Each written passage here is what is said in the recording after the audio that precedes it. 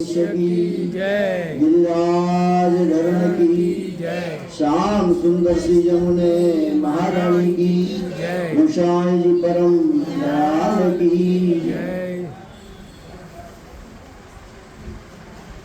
जितने वैष्णव ने भाग्य में आवे महात्म्य वो अंदर बैठे, बाकी जय श्री कृष्ण। परम वैष्णव आप जिस भूमि पर बैठे हैं ये नैमिषारण्य की भूमि कही जाती है। ये भूमि विश्व की सर्वोच्च भूमि है। ये नैमिषारण्य की भूमि जहां कलिकाल का प्रवेश है, परंतु उसका प्रभाव इस भूमि पर नहीं है। पूर्व काल में ऋषियों ने पितामह ब्रह्मा जी को ये निवेदन किया था, हमको कोई ऐसी पवित्र भूमि बताओ जहां कलिकाल का प्रवेश होने पर भी उसका प्रभाव न हो।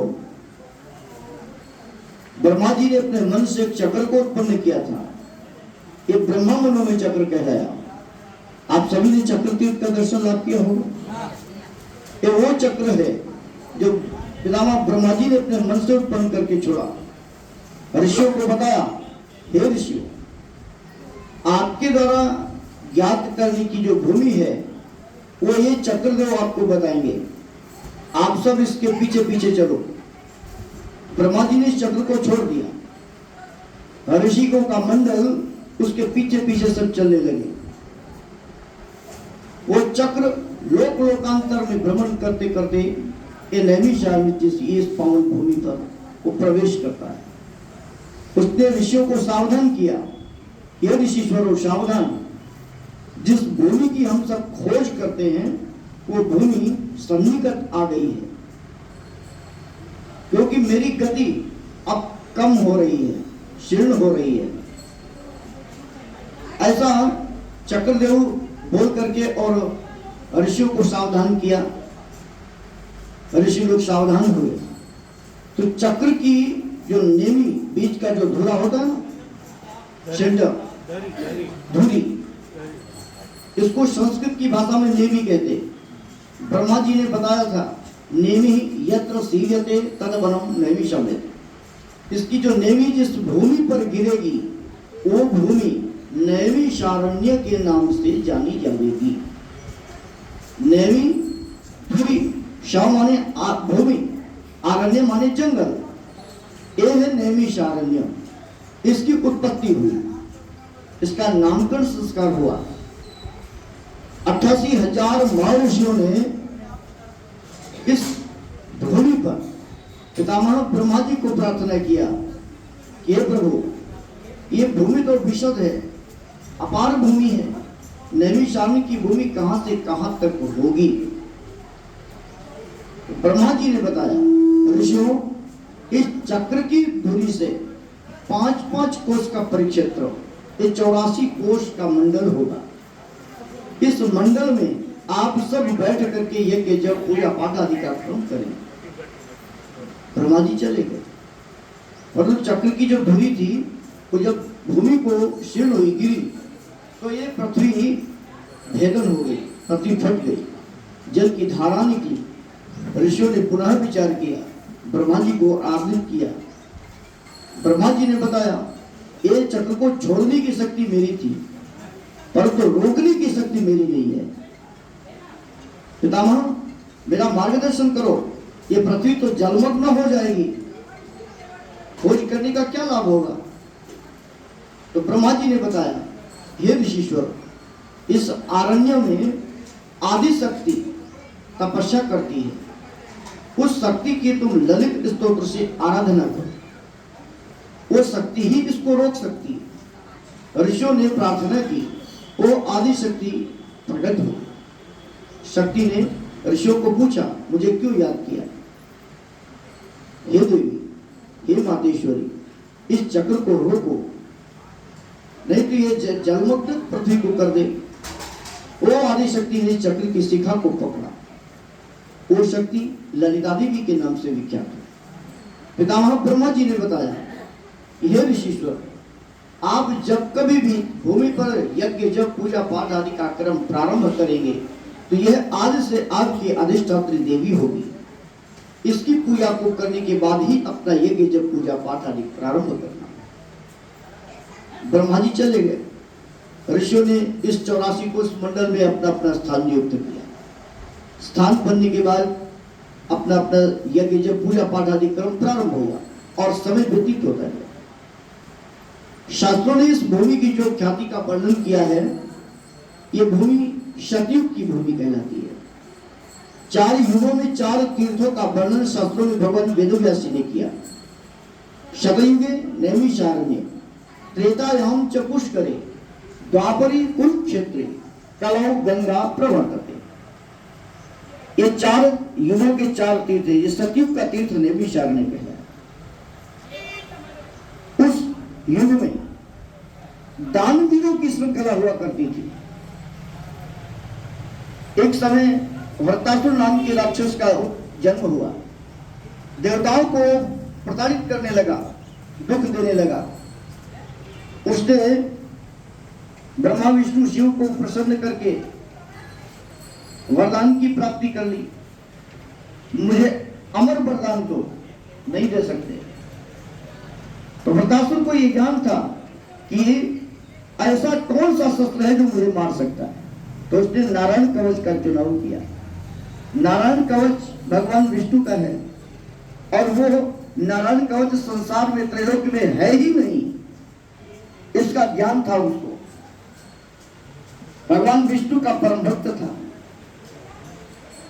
क्योंकि नारायण ने उस कवच को महर्षि दधीचि जी के पास धरोहर में रखा था। महर्षि दधीचि प्रभु इसको रख दूं, नहीं, इसको अगर खूंटी पे रखोगे ना ये स्वर्ग पे चला जाएगा, तो पृथ्वी पे रख दो। अरे अपराध करोगे, पृथ्वी पे रखोगे ये पाताल चला जाएगा, तो भगवान क्या करूं? ठीक है, धरोहर के स्वरूप रखी है तो जाओ मैं अपना देखता हूं। तो दधीचि महाराज उसको घोट घोट कर पी गए। उसके कारण उनकी अस्थियां वज्र के समान हो गई। अब वो अवसर आया, नारायण कवच की आवश्यकता हुई। देवता लोग भगवान शंकर के पास पहुंचे। आप संहार करता हो, रक्षा करो। ये दायित्व पितामह ब्रह्मा जी के पास चला गया। तो पितामह ब्रह्मा जी और शिव जी दोनों मिलकर के देवताओं को साथ लेकर के विष्णु लोग पहुंचे। आप पालनहार हो, इनकी रक्षा करो। इसकी मृत्यु नारायण कवच से होगी। चलो महर्षि दधीचि के पास चल करके हम नारायण कवच लेते हैं। तो देवताओं के साथ ब्रह्मा विष्णु शिव तीनों ये नैमिषारण्य की पावन भूमि पर पधारे। दधीचि जी को प्रार्थना की। दधीचि जी ने कहा, प्रभु मैं तो उसको घोट घोट कर पी गया। यदि आप लेना ही चाहते हो तो मेरी हड्डियों से वसूल कर लो, ले लो। मैं अपनी अस्थियों का दान कर दूंगा। इस त्रैलोक्य का कल्याण होता है तो मैं अपने अस्थिदान शरीर को दान देता हूं। महर्षि दधीचि ने अपनी अस्थि का दान इस नैमिषारण्य की भूमि पर संपादित किया। आज के समय में किसी को एक उंगली दान करने की बात करो तो परिवार में पूछ लो, मित्रों से बात कर लो। उस काल में ऋषियों में क्या शक्ति थी, पूछने की जरूरत नहीं है। अगर मेरे शरीर से किसी का कल्याण होता है तो मैंने शरीर को दिया। अब महर्षि दधीचि ने शरीर का दान किया। दान करने के समय ब्रह्मा विष्णु शिव इन तीनों देवताओं ने पूछा कि ऋषिवर आपकी कोई अंतिम इच्छा है? बोले हाँ महाराज, मेरी एक इच्छा जरूर है। बोलो क्या इच्छा है? हम समस्त तीर्थों में जाकर के स्नान करने के बाद अपने इस देह का दान करना चाहते हैं। पृथ्वी पे कितने तीर्थ हैं? सभी तीर्थों में जाकर के स्नान करें तो कितना समय लगेगा? तो ब्रह्मा विष्णु शिव इन तीनों देवताओं ने पृथ्वी के समस्त तीर्थों को ये नैमिषारण्य की भूमि पर आमंत्रित कर दिया। पृथ्वी के सारे तीर्थ आज उस भूमि पर उपस्थित है जहां हम अब बैठे हैं। और वो तिथि, जिस तिथि को महर्षि दधीच जी ने अस्थि दान की थी, वो तिथि कौन सी थी? आज की तिथि। ऐसे उस पवित्र पावन तिथि में आज हम आप सब उनकी कृपा में, ठाकुर जी के आशीर्वचन से सब इस भूमि पर उनकी सेवा में पधारे हैं। तो महर्षि दधीच जी ने अपनी अस्थि का दान करने के समय जब तीर्थों में स्नान करते थे तो तीर्थ से पूछते थे कि आपकी उपस्थिति है? हाँ ईश्वर, मेरी उपस्थिति है। तो संसार के सारे तीर्थ जब इस भूमि पर उपस्थित हुए तो इस भूमि की गरिमा कितनी विकसित हो गई, प्रकाशमान हो गई। और ब्रह्मा विष्णु शिव बार बार उनके पास आवे तो इससे भी इस भूमि की ख्याति बढ़ती गई। महर्षि दधीच जी ने अपनी अस्थि का दान किया। तो दान देने के समय में 3 वस्तुओं का ज्ञान रखना चाहिए। ये शास्त्रों का निर्णय है। ठाकुर जी ने गीता जी में भगवान कृष्ण अर्जुन को बताया, दान की महिमा बताते हैं।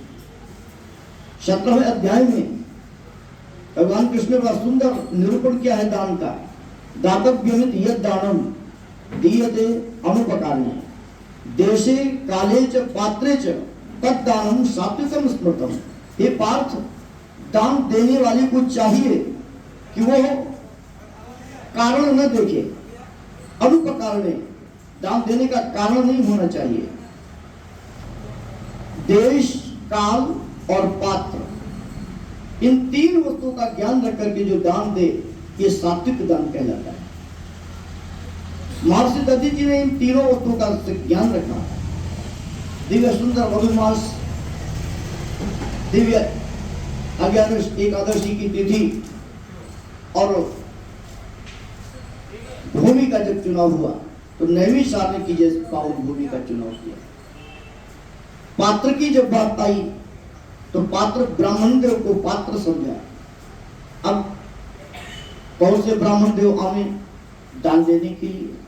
तो देवराज इंद्र को ब्राह्मण का स्वरूप धारण करके इस भूमि पर आना पड़ा दान लेने के लिए। ये वो दान भूमि है।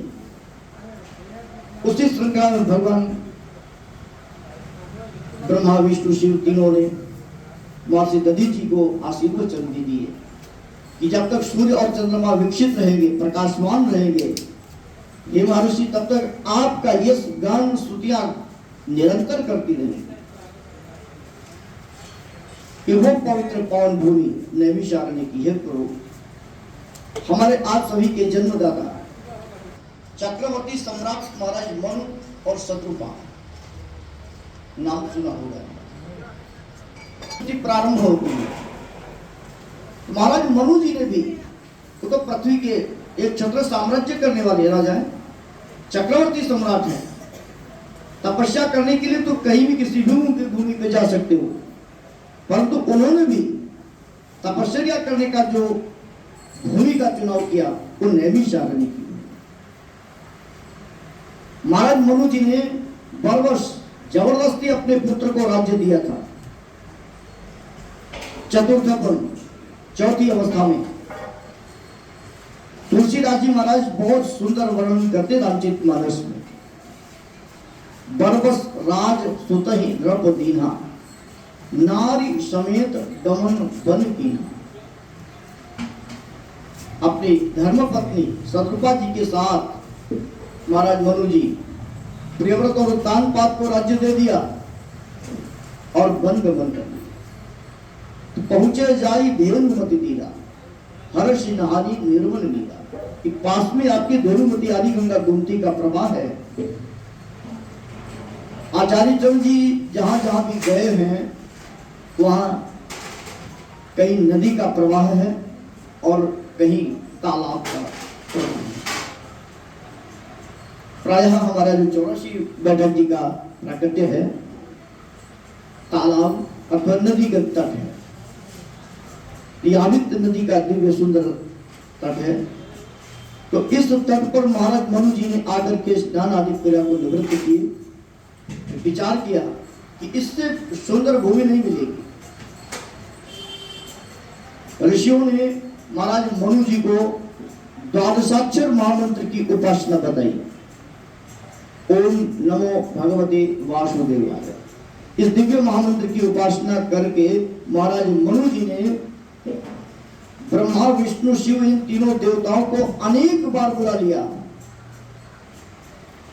एक बार नहीं है, अनेक बार पधारे इस भूमि पर आशीर्वाद देने के लिए। महाराज मनु जी मांगते नहीं है। तीनों देवता एक बार अंतर्ध्यान हुए और एक स्वरूप प्रकट हुआ। ये भगवान विश्वावस का स्वरूप था। ये भगवान श्री राम के स्वरूप में प्रकट होते हैं। महाराज मनु जी ने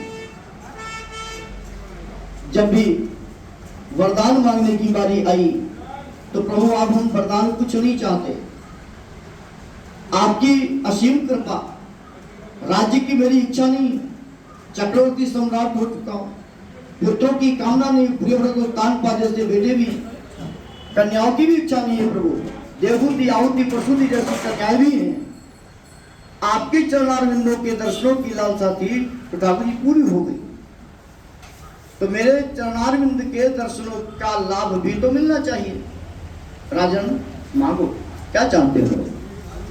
महाराज मनु जी कहते हैं प्रभु अगर आप देना ही चाहते हो तो अपने समान एक पुत्र मुझे दे दो।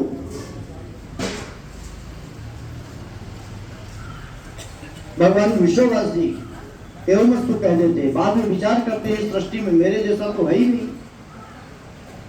ठीक है राजन, अब आप तपस्या को बंद करके इंद्र की पूरी अमरावती में निवास करो और कुछ काल के बाद आप अयोध्या के राजा दशरथ और कौशल्या होंगे।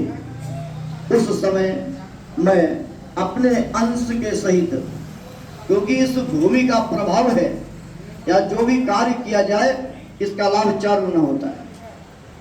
आपने एक पुत्र की कामना की, आपको 4 पुत्र रत्न प्राप्त होंगे। राम, लक्ष्मण, भरत, शत्रुघ्न उनका नाम होगा। तो प्रभु राम के जन्म का भी मूल कारण भूमि निर्विचार है प्रभु। इससे इस भूमि की ख्याति और बढ़ती है। द्वापर युग हुआ, भगवान बुद्ध व्यासी महाराज का अवतार हुआ। आज धर्म शास्त्र ग्रंथ ज्ञान उपनिषद की जो भी हम सब सांसारिक जीवन चर्चा करते हैं प्रभु, उन चर्चाओं का मूल ग्रह घर निर्विचार। भगवान बुद्ध व्यासी महाराज का प्राकट्य होता है। व्यासी महाराज बद्रिक आश्रम के पास माना गांव, वहां तपस्या करते, सरस्वती मां की आराधना करके त्रिकालदर्शी होने का वरदान प्राप्त किया। तत्पश्चात गणपति को आमंत्रण हुआ कि हम धर्मशास्त्र रचना करेंगे, आप लिपिबद्ध करो। तो गणेश जी वहां पहुंचे तो गणेश जी ने अपनी बात रखी कि देखो ऐसा इतनी गति में बोलना कि हमारी कलम रुकने ना पाए, बहुत फास्ट राइटिंग करते हैं। ये था गणेश जी को थोड़ा गर्व, अहंकार, और अहंकार ठाकुर जी का भोजन है। इसलिए वो अवतार लेकर के संसार का हित भी हो और गणपति का जो गर्व है ये भी विनाश हो। हाँ ठीक है, हम गति में बोलेंगे पर ध्यान रखना आप सिद्धि और बुद्धि के प्रदाता हो। मैं जो बोलूं समझ करके लिखना, क्योंकि जो आप लिखोगे ये आगे चल करके कलिकाल में सांसारिक जीवों की मुक्ति का साधन होगा। हाँ ठीक है। तो गणेश जी महाराज व्यास जी को साधारण पुरुष ही समझते थे। लेखन कार्य प्रारंभ हुआ तो सबसे पहले महाभारत ग्रंथ की रचना भगवान व्यास जी ने बद्रिक आश्रम में प्रारंभ की। तो 99 श्लोक के बाद 100 श्लोक जब बोलते तो थोड़ा वो श्लोक कठिन होता। गणेश जी जब तक समझते तब तक व्यास जी महाराज आगे के 99 श्लोक और बोल देते। क्रम चलता गया। एक स्थान पर गणेश जी महाराज थोड़ा रुके, कलम को रोक दिया, व्यास जी को प्रार्थना की, बोले भगवान हमें थोड़ा विषमता हो रही है, क्या बात है? बोले आप कहीं कुछ बोलते हो, कहीं पे कुछ बोलते हो, ऐसा कैसे चलेगा? ये ग्रंथ है, मनमानी वस्तु नहीं लिख सकते। मैंने क्या गलत बोल दिया? बोले अभी पीछे आप बताएं,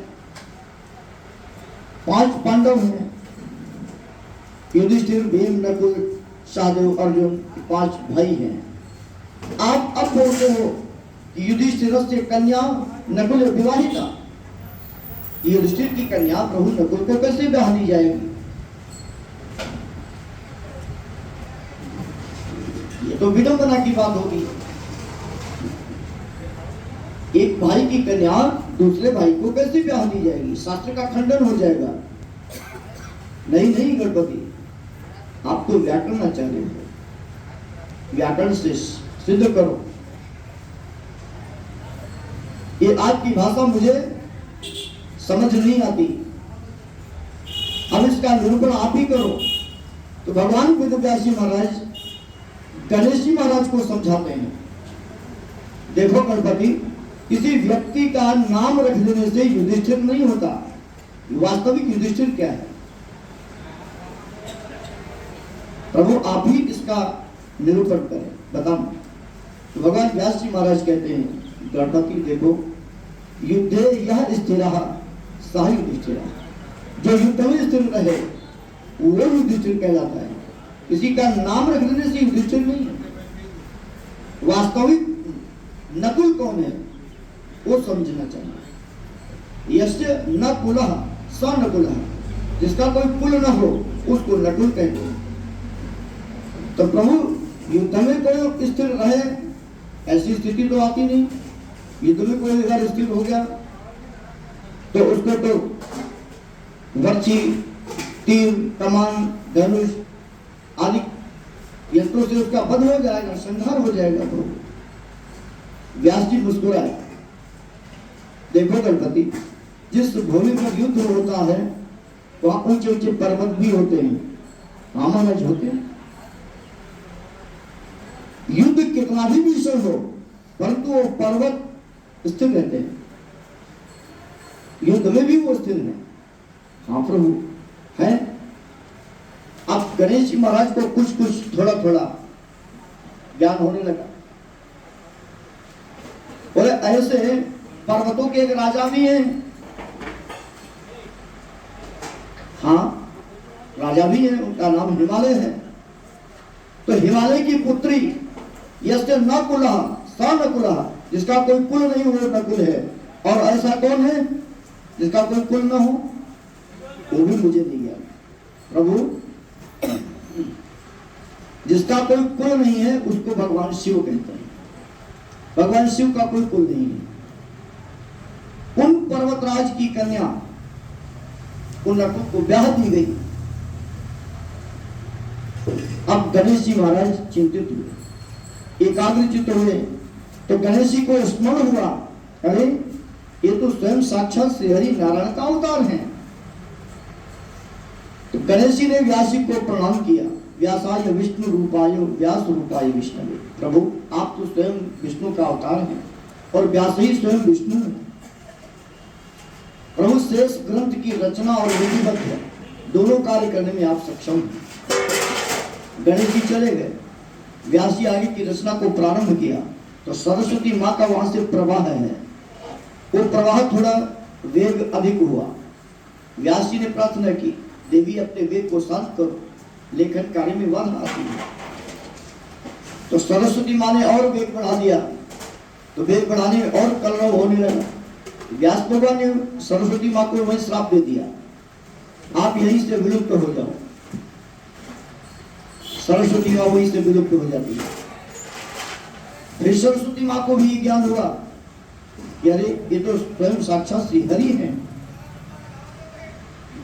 उन्होंने भी प्रार्थना की, हे प्रभु हम पर कृपा करें, अज्ञानतावश यह कार्य हमने संपादित किया। प्रभु हम पर कृपा करें, नहीं तो कलिकाल में हमारा अस्तित्व समाप्त हो जाएगा। भगवान वेदव्यास जी प्रसन्नचित होकर सरस्वती माँ को वही आशीर्वाद भी प्रदान किया कि जहाँ गंगा और यमुना का मिलन हो, उस भूमि पर, उस जगह पर आपका सनातन स्रोत प्रकट हो। वह भूमि, वह स्थल त्रिवेणी संगम के नाम से जाना जाएगा। वो है प्रयागराज। व्यास भगवान फिर पृथ्वी का पर्यटन करते करते नैमिषारण्य पधारे। यहाँ आने के बाद शेष ग्रंथ की रचना को पूर्ण किया। 18 पुराण, गीता, भागवत, महाभारत, सत्यानारायण व्रत जैसा ग्रंथ भगवान व्यास जी ने इस नैमिषारण्य की भूमि पर संपादित किया। और समय व्यतीत होता गया। आचार्य श्री महाप्रभु बल्लभाचार्य जी का प्राकट्य हुआ। आचार्य श्री पृथ्वी का पहला परिक्रमा जब पद यात्रा में निकले तो इस पावन भूमि पर नैमिषारण्य पधारे। दिव्य आदि गंगा का मनोरम तट, जहां महाप्रभु जी विराजे। ऋषियों का समागम हुआ। ऋषियों ने महाप्रभु जी के दिव्य तेज को देखकर उन्होंने भी अपनी ज्ञान की ऊर्जा को प्रकट किया। ओ, ये तो साक्षात श्री हरि अंश अवतार हैं। ऋषियों ने प्रार्थना की, प्रभु आपके मुखारविंद से हमें कुछ श्रवण होना चाहिए। आचार्य चरण जी ने श्रीमद् भागवत महापुराण का दिव्य पाठ उन ऋषियों को श्रवण कराया। नैमिषारण्य की भूमि पर महाप्रभु बल्लभाचार्य जी ने एक एक श्लोक की व्याख्या 7 पहर तक की थी। इतना अविशद कथा का कार्य चलता रहा। ऋषियों ने ग्रंथ को श्रवण करने के बाद विचार किया, हमें आचार्य चरण को कुछ देना चाहिए, परंतु हम तो तपस्वी हैं, हमें देने के लिए मेरे पास क्या है, हम इन्हें क्या दे सकते हैं। ऋषियों ने मंथन करके विचार करके महाप्रभु बल्लभाचार्य जी को एक दिव्य सुंदर सा उपहार दिया। वो उपहार था शब्द अलंकार। शब्द अलंकार क्या था? महाप्रभु बल्लभाचार्य जी को नैमिषारण्य की भूमि पर ऋषियों ने श्रीमद शब्द से अलंकृत किया। आचार्य चरण महाप्रभु बल्लभाचार्य जी श्रीमद बल्लभाचार्य जी कहते। वो श्रीमद शब्द का अलंकार जो था वो इस पावन भूमि पर ऋषियों ने महाप्रभु जी को प्रदान किया। महाप्रभु जी शब्द अलंकार को ग्राह्य करते हुए ग्रहण करके आगे की यात्रा को किया और समय व्यतीत होता गया। नैमिषारण्य की बैठक की गुप्त बैठक की हो गई। सभी वैष्णवजनों को उसका ज्ञान ही नहीं हुआ। समय व्यतीत होता गया। महाराज श्री पुरुषोत्तम लाल जी महाराज कोटा बने। उनको रात्रि काल में स्वप्न हुआ तो यहां पड़ा, चल नैमिषारण्य में मेरी बैठक का प्राकट्य कर, यहां से इतने वैष्णव साथ में ले जाना, वहां पे इतने वैष्णव तुमको मिलेंगे। एक पूरा पिक्चराइजेशन हो गया उनको, कौन कौन से लोग मिलेंगे। प्रातः काल पुरुषोत्तम लाल जी महाराज नित्य आदि क्रियाओं को निवृत्त करके और बड़ौदा से, इसमें बड़ौदा के भी वैष्णव जन पधारे हैं, तो बड़ौदा से नरहरिलाल शास्त्री जी को, उस काल में नरहरिलाल शास्त्री जी प्रकांड विद्वान हुआ करते थे। नरहरि हॉस्पिटल भी आपके यहाँ बड़ौदा में बना है। तो नरहरिलाल शास्त्री जी और बॉम्बे के सेठ जेठालाल शाह जी और पुरुषोत्तम दास जी महाराज ये नैमिषारण्य की भूमि पधारे। यहाँ आने के बाद जो स्वप्न में उनको मिले वो व्यक्ति यहाँ भी मिले और मन प्रसन्न हुआ। तो सब साथ में लेकर के अब बैठक जी की यहाँ पे खोज की गई। 4 दिवस बैठक जी की खोज में व्यतीत हो गए। बैठक जी का कहीं नाम निशान नहीं प्राप्त हुआ। पंचम दिवस में ये तीनों वैष्णव, मेरे पिताश्री और काका जी, ये 5 वैष्णव थे बैठक जी की खोज के लिए। अब खोज चलती है, मध्याह्न काल हो गया, गला सूखने लगा। उसी क्षण ठाकुर जी ने दिव्य सुंदर स्वरूप में प्रकट होकर इन 5 लोगों पर बड़ी कृपा की। 5 वैष्णव धन्य हुए। एक बालक स्वरूप में दिव्य सुंदर गौओं को चलाते हुए आकर के पूछा, बाबा क्या ढूंढते हो? अरे क्या पूछो, तुम बालक हो, आरण्य के भीतर की बात मैं जानता हूं, आप क्या जानना चाहते हो? पुरुषोत्तम लाल महाराज ने बालक से पूछा कि हम अपने इष्ट देव का स्थान ढूंढते हैं, वो यहां आए हैं, उनका लेख प्राप्त होता है, अब कहां आए हैं उस स्थान की खोज करते हैं। तो बालक ने बताया कि अरे बाबा उस जगह जाकर के देखो, वहां एक चबूतरा है, मेरी गाय वहां नित्य दूध छोड़ती है, शायद आपकी इष्ट देव का स्थान है। उस बालक के पास से जैसे निकल करके पहुंचे और साफ सफाई की तो चबूतरे का प्राकट्य हुआ। और जब घूम करके देखा, बालक और गौ में सब अंतर है। सभी की अश्रुधाराएं निकली कि देखो ठाकुर जी ने दिव्य बालक स्वरूप में आकर के क्या दिव्य सुंदर दर्शन दिया, मार्गदर्शन दिया और साफ सफाई की तो ध्यानी जी का प्राकट्य हुआ। तो पुष्टि हुई कि हाँ ये महाप्रभु बल्लभाचार्य जी का बैठा हुआ स्थल, ये बैठक। उसका प्राकट्य करने के बाद नरहरिलाल शास्त्री जी, पुरुषोत्तम लाल जी महाराज, सेठ जेठालाल शाह जी, इन सब ने इस पावन भूमि पर बैठक जी का प्राकट्य किया, सैया घर का निर्माण आदि कार्य संपादित किया। वे सभी वैष्णव जनों को इस बैठक जी के प्राकट्य का अनुकरण कराते हुए, सबको जानकारी देते हुए कि नैमिषारण्य की बैठक की प्राकट्य बैठक है, तो बैठक नहीं है। तो अभी तो सब लीला विराज गए। पुरुषोत्तम लाल जी महाराज जी लीला विराजे, नरहरिलाल शास्त्री जी भी लीला विराजे, मेरे पिताश्री काका जी आदि सब लीला में विराज गए। परंतु आज उस पावन भूमि पर हम आप सब बैठे, जिस भूमि पर पुरुषोत्तम लाल जी महाराज, परम विद्वान नरहरिलाल शास्त्री जी महाराज इस भूमि की ख्याति को जाना, इसको समझा। ये भूमि दान भूमि भी, पितृभूमि भी, कर्मभूमि भी, तपोभूमि भी। तो इस भूमि की ख्याति बहुत है, इसका वर्णन जितना कर दो कम है। शास्त्री जी ने महाराज श्री को निवेदन किया कि नैमिषारण्य की इस पावन भूमि पर हम सब आए हैं, तो ये पितृभूमि भी है, तो यहाँ हमें अपने पितरों के लिए भी कुछ करना चाहिए। आपसे निवेदन करें, आदेश करें, क्या करना है? बोले आज से बैठक जी की सेवाओं को यहाँ से हम ब्राह्मण देव को समर्पित करते हैं।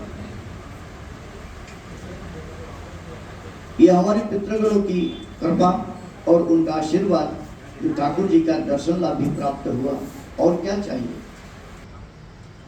इस भूमि पे अन्न का दान, वस्त्रदान, भूमिदान, शय्यादान, गौदान आदि महत्वपूर्ण दान पितरों के लिए बताए गए।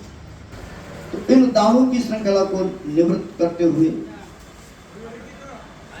पुरुषोत्तम लाल जी महाराज, नरहरिलाल शास्त्री जी, जेठालाल शाह जी इस भूमि पर यथा योग्य दान धर्म करते हुए आगे की यात्रा को पूर्ण किया। आज उस अवसर में हम आप सब भी इस पावन भूमि पर पधारे। इसमें भी हमारे पितरों की बड़ी कृपा है। हमारे पितृ जो है ना, माता और पिता, काका काकी, वो भी ऊपर से बड़ी कृपा करते हैं। और ठाकुर जी का आशीर्वाद होता है तो भी यात्राएं होती हैं। यात्रा का लाभ सबको नहीं मिलता। परिवार में आप सबके भी 10, 20, 50 लोग होंगे, सबको यात्रा का लाभ नहीं है।